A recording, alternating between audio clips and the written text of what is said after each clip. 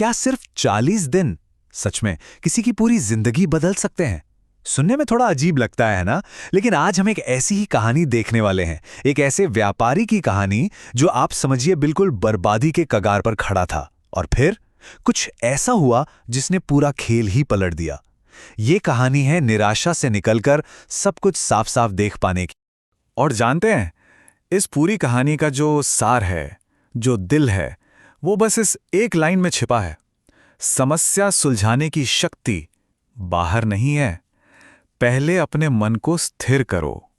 अब ये सुनने में तो बहुत अच्छा लगता है, लेकिन जरा सोचिए, जब सब कुछ हाथ से निकल रहा हो, सब बिखर रहा हो, तब कोई अपने मन को शांत, स्थिर कैसे कर सकता है? यही सबसे बड़ा सवाल उस व्यापारी के सामने भी था। तो चलिए कहानी शुरू करते हैं। कहानी है सूरत के कपड़ा व्यापारी की। देखिए, एक जमाना था जब उसका काम एकदम बढ़िया चल रहा था, कारोबार चमक रहा था, घर परिवार में सब खुश थे।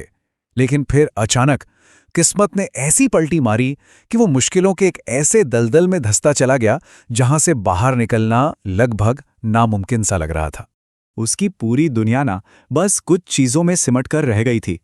एक तरफ बिजनेस में भारी नुकसान और सर पर चढ़ता हुआ कर्ज, दूसरी तरफ रातों की नींद गायब, स्वभाव इतना चिड़चिड़ा हो गया था कि हर छोटी छोटी बात पर गुस्सा आने लगा था, और हालात इतने बिगड़ चुके थे कि उसके मन में जिंदगी खत्म करने जैसे बहुत ही खतरनाक ख्याल आने लगे थे।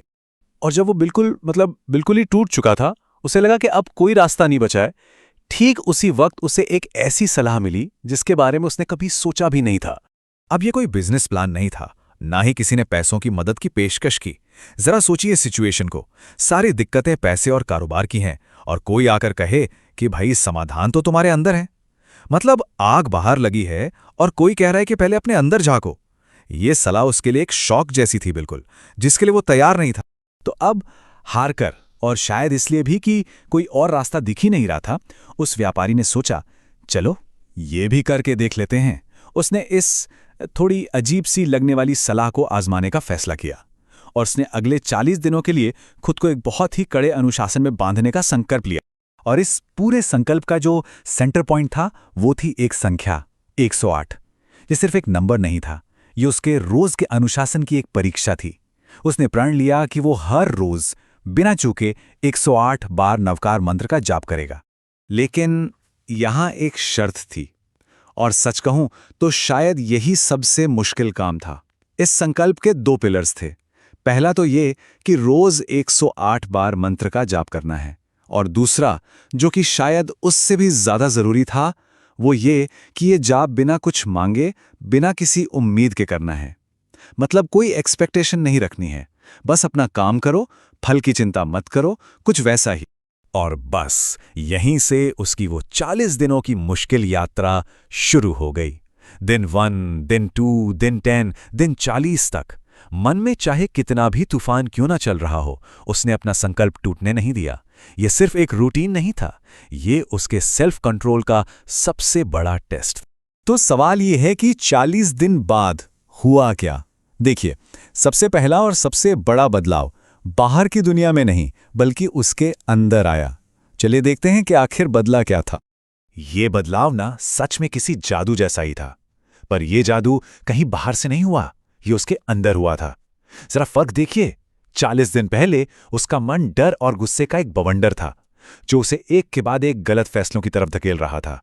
और 40 दिन बाद वही मन एक शांत झील की तरह एकदम स्थिर था।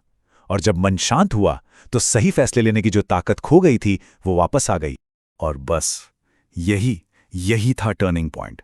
जैसे ही मन पर छाया हुआ वो धुंध, वो कोहरा हटाना, उससे अपने बिजनेस की प्रॉब्लम बिल्कुल साफ साफ दिखने लगी। जो मुश्किलें पहले उसे एक ऐसी भूल भुलैया लगती थी जिसका कोई अंत नहीं, अब उसे उनमें से निकलने के रास्ते दिखाई देने लगे थे। अब कहानी यहां एक बहुत ही इंटरेस्टिंग मोड़ पर आती है। हम सब शायद यही सोच रहे हैं कि जरूर कोई चमत्कार हुआ होगा, है ना? लेकिन असली चमत्कार वो हमारी सोच से बिल्कुल अलग था। तो फिर हुआ क्या? क्या 40 दिन मंत्र जपने से उसका सारा कर्ज उतर गया? क्या रातों रात उसका बिजनेस फिर से प्रॉफिट में आ गया? इसका जवाब है नहीं, बिल्कुल नहीं। रातों रात कुछ नहीं बदला, कोई भी बाहरी चमत्कार नहीं हुआ। और यहीं इस कहानी का सबसे बड़ा राज खुलता है। असली चमत्कार ये नहीं था कि कोई ऊपर से मदद करने आ गया। असली चमत्कार ये था कि उस व्यापारी ने खुद को बर्बाद करना बंद कर दिया था। वो जो टेंशन में, घबराहट में एक के बाद एक गलत फैसले लिए जा रहा था ना, वो सिलसिला रुक गया था। तो इस कहानी का चमत्कार असल में क्या था? वो था अपने ही मन के भागते हुए घोड़ों पर लगाम कसना। जैसे ही गलतियों का सिलसिला रुका, सही और प्रैक्टिकल कदम उठाने का रास्ता अपने आप बन गया। और यही वो बुनियाद थी जिस पर उसने अपनी वापसी की इमारत खड़ी की।